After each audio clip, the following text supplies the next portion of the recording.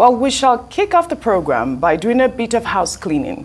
Barely 8 months into power, the Tinubu administration has been rocked by a high-level corruption scandal and allegations of massive bleeding of the already depleted public treasury. This has led to a sustained public outcry against what looks and sounds like a grand conspiracy of unrestrained looting by some members of his government. Arise correspondent Gbenga Ashiru takes a look at Nigeria's anti-corruption posture since the inception of the Tinubu administration. The incentives for corruption is all over the place, so I will do more in the area of blocking the leakages. Coming on the heels of an economy thoroughly plundered by looters in successive governments, and now at a delicate precipice, desperately waiting for an undertaker. We will deliver the mandate given to us by the president so that we will rally all the anti-corruption agencies in this country to ensure that we are working together. Setting for the dawn, the Tinubu's government had to tackle an all-time high poverty index, with a global prediction threatening to sink more people deeper into extreme starvation. The Tinubu's government had swung into an urgent rescue mission with its social inclusion plan to put the nation back on salvation path, with Betta Edu in the saddle as Minister of Humanitarian Affairs and Poverty Alleviation. With a clear-cut mandate to drive the federal government's social intervention program of drawing over 100 million Nigerians back into the safety nets. Edu had taken over a ministry which had come under a severe allegations of high-level fraud. Barely 5 months into her tenure, her ministry had been engulfed in an overlapping scandal from the previous administration, which inadvertently drew her into the center stage of the scandal of an alleged misapplication of funds bordering on the diversion of 585 million naira and violation of due process in the disbursement of 37 billion naira yet to be properly accounted for. Perhaps this set the plot for the opening of the Pandora box, which also did not spare the poster boy of the administration, the Interior Minister Olubunmi Tunji-Ojo, who has been drawn into this controversy with the involvement of a company which he claimed to have resigned from 10 years ago in the award of contract. Expectedly, this has drawn many questions from some quarters who find this too convenient to be a mere coincidence. Under the existing rules, the minister has no role in procurement at all. The process is done by the accounting officer, the permanent secretaries, who, of course, the permanent secretaries are the accounting officers. The ministers are chief executives. But it is expected, while working together, they will be consulting the minister. Procurement plan is about what to procure, how to procure it, and when. So in the process of how, it means, are you going to advertise for it? Are you going to get approval of the president? Are you going to get approval from BPP for selecting? How? And then when, timeline. Right. And then under which budget? Betta Edu has been suspended by the presidency, while the Interior Minister Olubunmi Tunji-Ojo has been spotted at the presidency fueling indications of possible summon and a frantic attempt to exonerate himself in the whole scandal. As the world keeps a close watch on the unfolding events, for now, the allegations are seen as a litmus test for the Tinubu's administration, and how it handles it will go a long way in how the global community perceives the nation, which is currently battling with a poor perception index in its anti-corruption rating. Does the Tinubu-led administration have the political will and the resources to make a difference in political yearning for a social, political, and economic regeneration? Gbenga Ashiru, Arise News.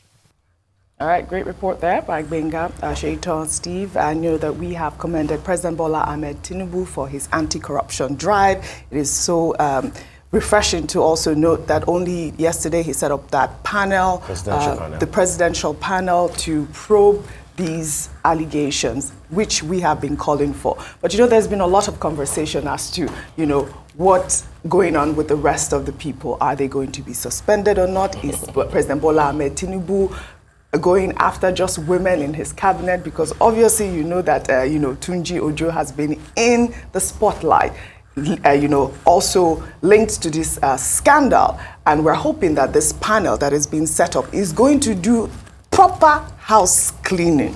Steve Ayorinde. I mean, that's very correct, Oji. And I think you're right in starting off at the point where commendation is deserving to the president, given the fact that anti-corruption was not one of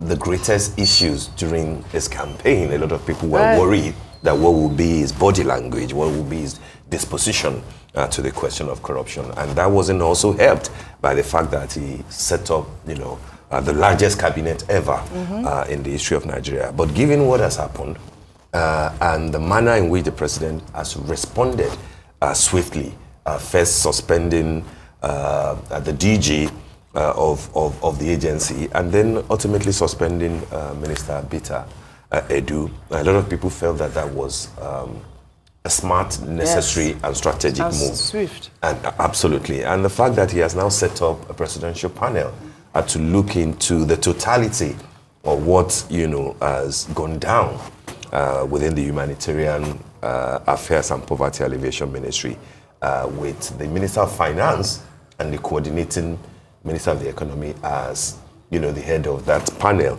I think that's a smart move. There are a few ministers on that panel. And I think that it is a smart move, strategic move, because this is somebody talking directly about Bita Edu that you have related with, not just during the campaigns, but, in cabinet.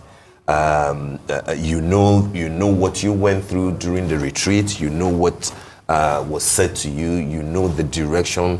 You could read the lips, of the president, so to speak. And as such, when they would now be interrogating her, this is not about the EFCC. EFCC will do his own job, but it is important for the government to say that, Bita, what went wrong? Was it about you? Was it about the so-called clash, with Halima, the DG? Or was there some kind of overwhelming pressure on Minister, Bita Edu that she couldn't withstand? A lot of people said that when there were some initial moves, to find out what went wrong, their attitude was very foul and wrong. And that all she was trying to say was that, go to A, go to B, as if she felt that there would be some kind of backing, presidency backing, without having to mention anybody. But it looks, of course, that the president is not, for that at all. And this is what it will unravel. Ultimately, there will be two recommendations. There will be recommendation of the panel, and of course, the EFCC will carry out its own independent investigation to find out whether the extent of the fraud and the criminality, who's involved. You have mentioned, one other minister. I think that it will go beyond just an individual that everybody thinks that, there's another person. I think that the part of what this panel will need to do, absolutely, and which ultimately the FCC will need to do, will be that who are those behind that we have not seen their faces? Are they in the executive?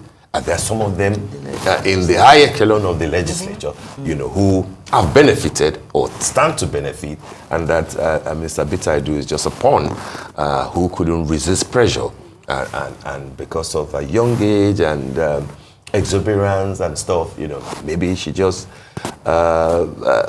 didn't know how to deal with it. Yes, definitely. I am quite comfortable that this panel will do their job, because we're also hearing reports that the president is set to rejig his cabinet as well. So hopefully, so soon? Yes, if so soon. So but he's doing the right things. It is necessary. He's taking the right steps. Yeah, it isn't. He's different. He's showing clearly that he's different from the past administration, because the humanitarian the humanitarian ministry. It was really in the limelight then, spotlight for corruption. It was the creation of the previous government.